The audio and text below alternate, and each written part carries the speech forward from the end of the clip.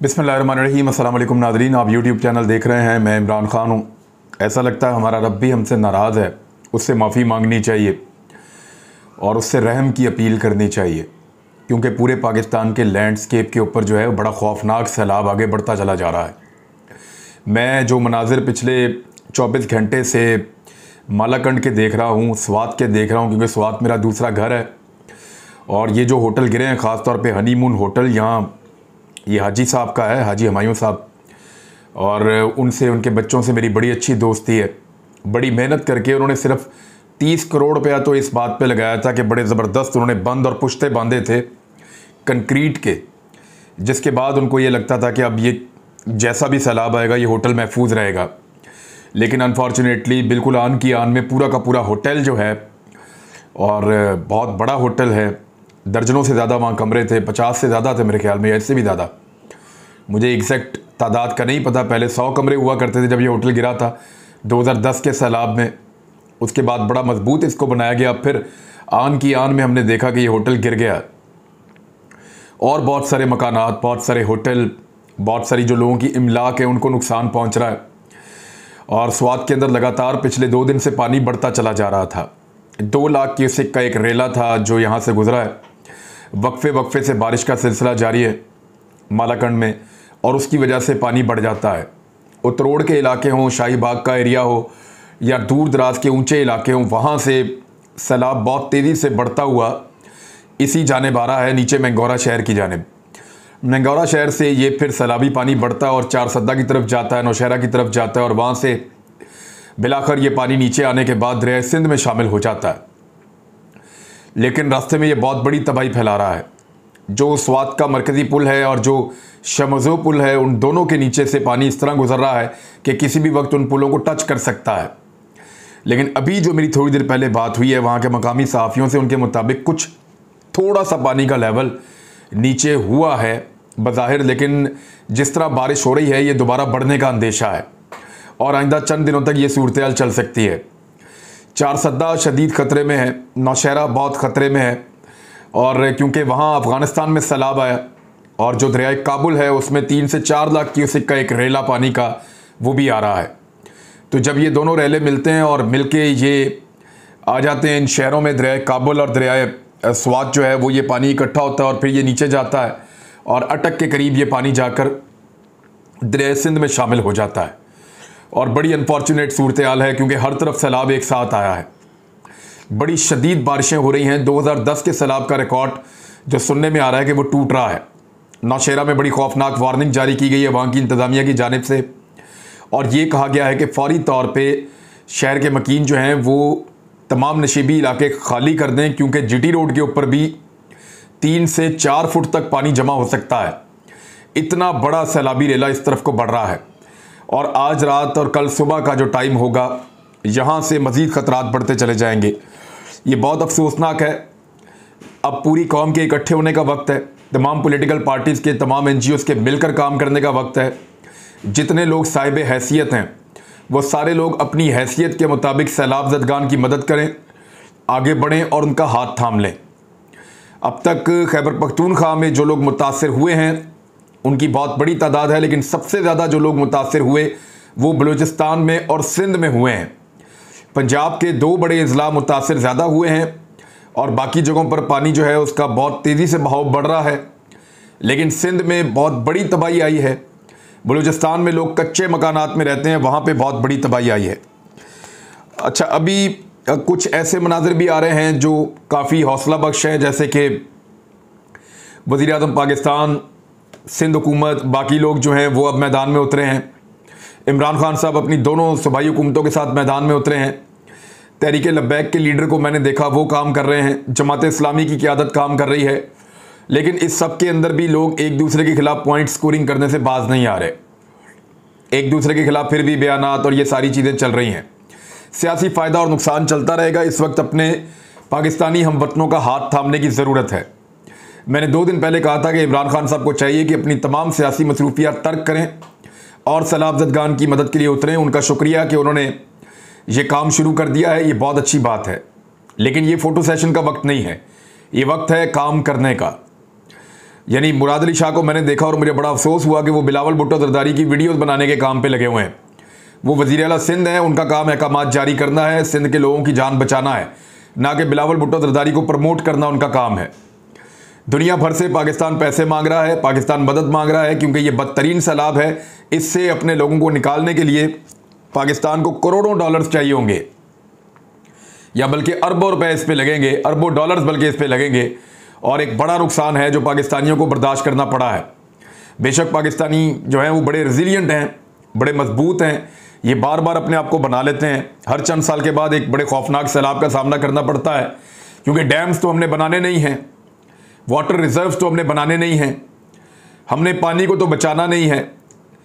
हम 3-4 साल जो है वो खुश्के के साथ नंबर्द आज़मा होते हैं, यहाँ पे खुश्की रहती है, हम फसलों को पानी नहीं दे पा रहे होते। 3-4 साल हमारे ऐसे गुजरते हैं, फिर 1 साल आता है सारी फसलें डूब जाती हैं। अगर हम 1 साल का पानी अच्छी तरह सेव कर लिया करें तो हम लगातार अपनी फसलों को सैराब कर सकते हैं। लेकिन दुश्मन ने हमारे बीच में नफ़रत का एक ऐसा बीज बोया है और हम सबको कभी इकट्ठा नहीं होने दिया, जिसकी वजह से आज तक हम डैम्स नहीं बना सके। कभी आपने गौर किया है कि जो दरिया हमने भारत को दे दिए थे सिंध तास मंसूबे के तहत, सतलुज, ब्यास और रावी, ये जो दरिया हमने दे दिए थे भारत को, उनमें सैलाब नहीं आता। कभी गौर किया आपने? उन दरियाओं में शादो नादर कभी सैलाब आता है, और अगर कभी आए भी तो कंट्रोल्ड पानी आता है उसके अंदर। वो इसलिए कि जो दरिया हमने भारत को दिए थे, भारत ने उस पर दबा कर डैम बनाए हैं। भारत ने उनके ऊपर सैकड़ों छोटे बड़े डैम्स बना लिए हैं, और इतने डैम्स बनाए हैं कि अब वहां पे सैलाब ही नहीं आता। वो उस पानी को कंट्रोल कर चुके हैं। वो जब जब सैलाब आता है वो पानी जमा कर लेते हैं और कई सालों तक उस पानी को इस्तेमाल करते हैं। लेकिन बदकिस्मती से पाकिस्तान अपने एरियाज के अंदर डैम्स नहीं बना सका। भारत अगर पानी ना छोड़े तो रावी में कभी सैलाब नहीं आता, सतलुज में सैलाब नहीं आता, ब्यास में नहीं आता। एक दाजल हुआ करती थी, आपको याद है, वो अब खुश्क है, वहां कुछ भी नहीं है। तो ये इंडिया ने वहां पे डैम्स बनाए हैं, क्योंकि उनके सियासतदानों ने आपस में लड़ाई करने की बजाय इसको एक कौमी इशू समझा और डैम्स बना बना के पानी को बचाया। और आज वो खुराक के अंदर बहुत आगे बढ़ चुके हैं, उनके पास अपनी खुराक मौजूद है, उनकी मईशत बहुत अच्छी चल रही है और उनकी ज़राअत की वजह से। लेकिन पाकिस्तान ने डैम्स नहीं बनाए। जो डैम्स पाकिस्तान के अपने दरियाओं के ऊपर बनने थे हमने वो भी नहीं बनाए। हमने कालाबाग डैम भी नहीं बनाया, हमने बाकी डैम्स भी नहीं बनाए जो बनने चाहिए थे अब तक। समा के ऊपर एक बहुत बड़ा डैम जो है वो कहा जाता था बनाया जाएगा, बदकिस्मती से हमने वो भी नहीं बनाया। पंजाब की सरजमीन पर, खैबर पख्तूनख्वा की सरजमीन पर, सिंध की सरजमीन पर हमने डैम्स नहीं बनाए, और जो डैम्स बनाए वो हमने इस नौयत के बनाए कि वो फौरन गिर जाते हैं। मिसाल के तौर पे अदनान आदिल साहब ने रिपोर्ट किया है, सीनियर जर्नलिस्ट हैं, बलूचिस्तान हुकूमत ने 15 अरब रुपए की लागत से 64 डैम्स तामीर किए थे, मगर हालिया बारिशों के दौरान इनमें से 25 डैम टूट गए और मलिया मेट हो गए। बलूचिस्तान कंट्रैक्टर्स एसोसिएशन के तर्जुमान परवेज मंदोखेल का कहना है कि डैम टूटने की वजह करप्शन है। लागत की 40% रकम रिश्वत में देना पड़ती है, और जब 40% आप दे देते हैं, उस 60% में आपने अपना मुनाफा भी निकालना होता है। तो 100 रुपये वाली चीज़ आप 30 रुपये में बनाते हैं, तो जब आप 30 रुपये में बनाते हैं तो वो ऐसी बनती है कि बारिशों में बह जाती है। अब ये पाकिस्तान के साथ हो रहा है। इंडिया के डैम्स क्यों नहीं टूट रहे? वहाँ भी बारिशें हो रही हैं। जो डैम्स बाकी मुल्कों में बनते हैं वो क्यों नहीं टूट रहे? चाइना में हर साल सैलाब आया करते थे, उन्होंने बेहतरीन डैम्स बनाए, पानी को कंट्रोल कर लिया उन्होंने। दुनिया भर के मुल्कों के अंदर लोगों ने डैम्स बनाए और पानी को कंट्रोल कर लिया। कुदरती आफत आ जाती है लेकिन आप उसके असर को कम कर सकते हैं। अल्लाह ताला ने इंसान को अशरफुल मखलूक़ात बनाया, लेकिन बदकिस्मती से हम अपने आप को संभाल नहीं पाए। उधर कुछ तस्वीर आ रही हैं जो बहुत तकलीफ दे रही हैं, बहुत ज़्यादा तकलीफ दे रही हैं। एक तस्वीर राजा परवेज अशरफ की आ रही हैं, वो वहाँ पे लॉबस्टर खा रहे हैं कनाडा में और सरकारी खर्च के ऊपर मौजें कर रहे हैं, नियाग्रा आबशार के ऊपर खड़े हैं। और दूसरी तरफ तस्वीर दिखाई जा रही हैं कि पाकिस्तान के अंदर लोग सैलाब के अंदर डूब रहे हैं, बेयारो मददगार हैं, खाने के लिए सूखी रोटी भी नहीं है, और वो शख्स वहाँ सरकार के पैसों से मौज कर रहा है, खाबे उड़ा रहा है। और तुर्की में भी लोग मौजूद हैं, लंदन में भी लोग मौजूद हैं, कतर से भी एक बड़ा वफद वापस आया है। फरियाल तालपुर, जिनके ऊपर करप्शन के बहुत बड़े बड़े एलिगेशन हैं, फरियाल तालपुर जो बहुत मालदार खातून हैं, जो आसिफ अली जरदारी की बहन हैं, उनके शौहर मुनव्वर तालपुर जो हैं वो सैलाब ज़दगान का मजाक उड़ा रहे हैं। वो उनको 50-50 रुपए तकसीम कर रहे हैं। सैलाब ज़दगान को 50-50 रुपए तकसीम कर रहे हैं कि इससे रोटी भी खा लो और इससे अपना इलाज भी करवा लो, इससे कपड़े भी ले लो और इससे अपना सर भी ढांप लो। ये वो मजाक उड़ाने के लिए गए हैं वहाँ सैलाब ज़दगान का। 50 रुपए की कॉपी पकड़ी हुई है और लोगों को बांटने के बाद तालियां बजा के उनको दिखा रहे हैं। आप क्या समझते हैं ये कीड़े मकोड़े हैं? यानी आप जितना मर्जी खाएं इस मुल्क में से और वापस जब करने की बारी आए तो सिर्फ 50 रुपए का नोट। बच्चे अब ईदी में भी नहीं लेते इतनी रकम। मुस्तफ़ा अजीज़ाबादी साहब ने एमकेएम के हैं ये, इन्होंने एक ट्वीट किया है, टंडोला यार में आसिफ अली जरदारी की बहन फरियाल तालपुर की ज़रई ज़मीन को बचाने के लिए बंद के गेट बंद कर दिए गए। टंडोला यार शहर डूबने का खतरा है। ये इन जालिम वडेरों की सफाकियत है। बंद के शॉक्स खोले जाएं और टंडोला यार को डूबने से बचाया जाए। अब ये डीएनएन न्यूज़ का इन्होंने यहां से एक क्लिप शेयर किया है और उसकी बुनियाद के ऊपर ये दावा कर रहे हैं मुस्तफ़ा अजीज़ाबादी साहब। कितनी अनफॉर्चुनेट सिचुएशन है। यानी आपको खैबर पख्तूनख्वा में इस तरह का जुल्म और ज्यादती होती हुई नजर नहीं आएगी। आपको पूरे पंजाब के अंदर इस तरह का जुल्म और ज्यादती होती हुई नजर नहीं आएगी। ये ज्यादतियाँ आपको बलूचिस्तान में, इंटीरियर सिंध में या जनूबी पंजाब के कुछ एरियाज में आपको होती हुई नजर आएंगी। इसके अलावा आपको इस तरह की ज्यादतियाँ नजर नहीं आएंगी। वडेरे अपनी ज़मीनें बचाने के लिए, पाउंड एरियाज तक को महफूज रखने के लिए पूरा पूरा शहर डुबो देते हैं बदकिस्मती से, और ऐसा होता रहता है और हर बार होता रहता है। अब मैं एक चीज़ और आपके सामने रखता हूं कि सिर्फ 4-5 महीने पहले का नक्शा आप देखिए कैसा पाकिस्तान के साथ जुल्म हुआ है।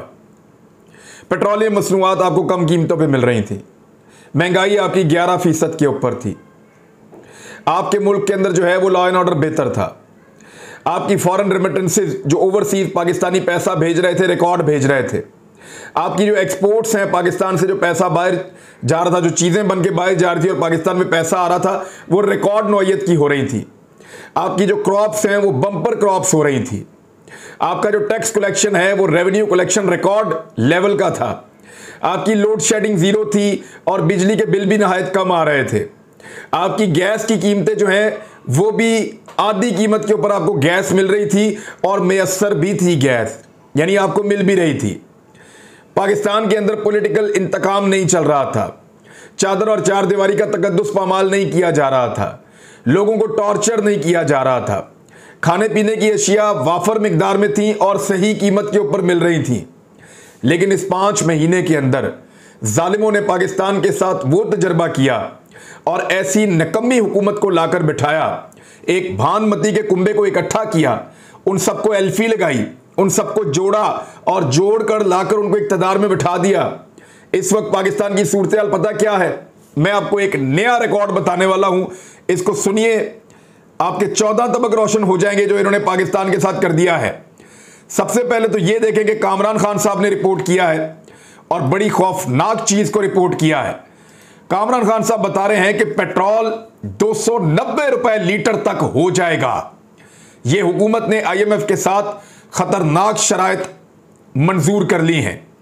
इस हुकूमत ने IMF के साथ इस तरह के मुआहदे कर दिए हैं कि आपका पेट्रोल 290 रुपए लीटर तक चला जाएगा। 250 रुपए तक का, 200 रुपए तक का पेट्रोल कौन खरीद सकता है साहब? नहीं खरीद सकते, लोग गरीब हैं। डीजल महंगा नहीं खरीद सकते, पेट्रोल महंगा नहीं खरीद सकते, बिजली के बिल वो कह रहे हैं हमारे पास पैसे ही नहीं है, हम कहां से जमा करवाएं? अभी सर्दियां आ रही हैं, गैस के बिल के पैसे वो कहां से जमा करवाएंगे? डॉलर की कीमत कहां पहुंच गई है? दोबारा 220 को डॉलर टच कर रहा है। और अभी ये जो सैलाब की तबाहियां आई हैं इनको तो शामिल ही नहीं किया गया और पाकिस्तान में महंगाई के तमाम रिकॉर्ड टूट गए हैं।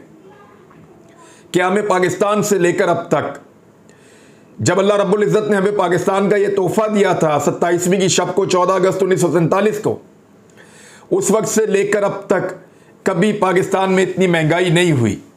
जब पाकिस्तान 2 लख्त हुआ, पाकिस्तान 2 टुकड़ों में बट गया, आधा पाकिस्तान टूट गया, मशरकी पाकिस्तान अलग हो गया, उस वक्त भी पाकिस्तान में इतनी महंगाई और इतनी तबाही नहीं आई जितनी महंगाई और तबाही ये इंपोर्टेड सरकार लेकर आई है। तो वेलकम टू पुराना पाकिस्तान बिलावल भुट्टो जरदारी ने कहा था, तो मैं आप सबको कहता हूं कि वेलकम टू पुराना पाकिस्तान।